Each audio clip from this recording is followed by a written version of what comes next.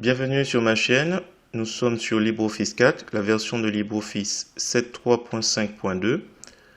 Aujourd'hui je vous propose une formule et à l'aide de la fonction EQUIV et des caractères génériques, la possibilité de vérifier si une adresse mail a été bien saisie.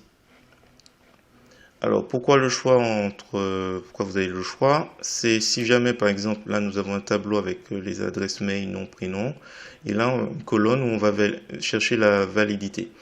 Donc là par exemple c'est le choix 3 que j'ai pas indiqué, mais qui consiste en fait à d'abord vérifier si le champ qui est testé est vide, et s'il est vide de ne rien mettre.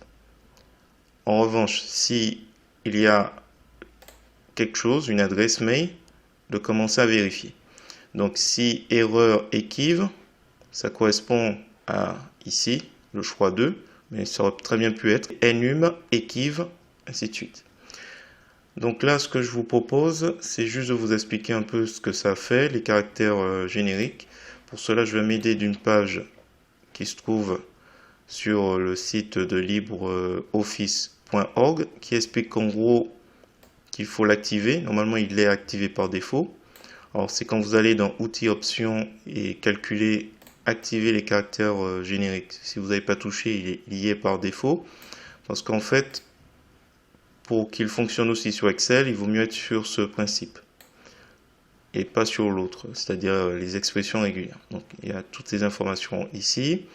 Le point d'interrogation, donc les caractères génériques. Les points d'interrogation, c'est pour correspondre à n'importe quel caractère, mais un seul caractère.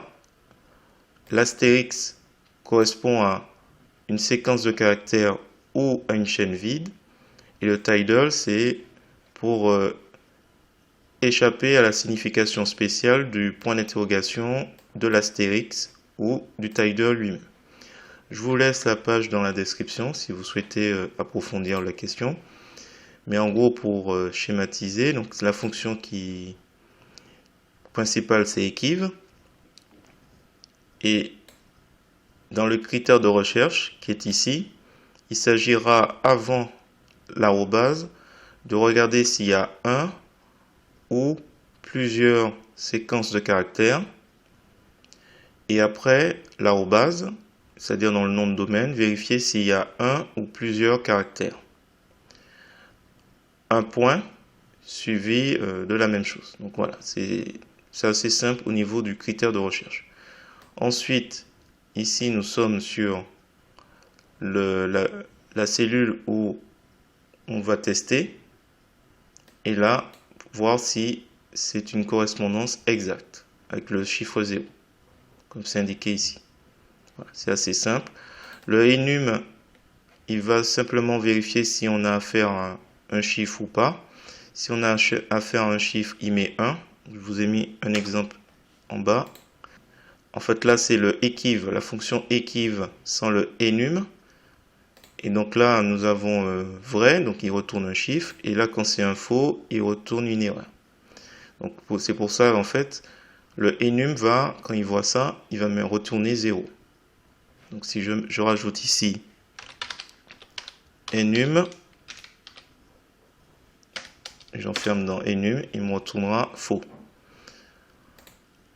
Alors veillez aussi, clic droit de la souris, format des cellules, aller sur valeur logique. Hop, comme ça vous aurez vrai et faux partout. Voilà, si vous n'êtes pas embêté par l'apparition d'un faux parce que votre cellule est vide, voilà, vous restez sous les choix 1 et 2, c'est-à-dire les deux premiers. Mais si par contre vous souhaitez un tableau qui soit uniforme et que ce soit seulement quand vous saisissez quelque chose, alors je vais saisir une adresse mail, arrobase, et là, comme ça arrive souvent, on met une virgule au lieu du point par exemple. Je vais mettre DE pour l'Allemagne.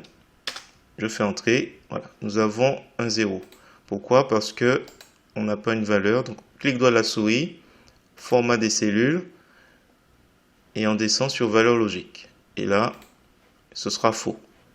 Là, je vais corriger. Donc, c'est le petit point qui devrait être à la place de la virgule. Voilà. Et là, il devrait passer à vrai.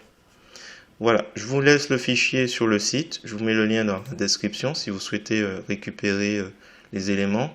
Je ne détaille pas plus. Si vous avez apprécié mes explications, je vous remercie de me mettre un pouce vers le haut et de me laisser un commentaire. Et n'hésitez pas également à vous abonner à ma chaîne pour voir d'autres contenus de ce genre. Et sur ce, je vous dis à bientôt, soit sur LibreOffice, GIMP ou Gmic.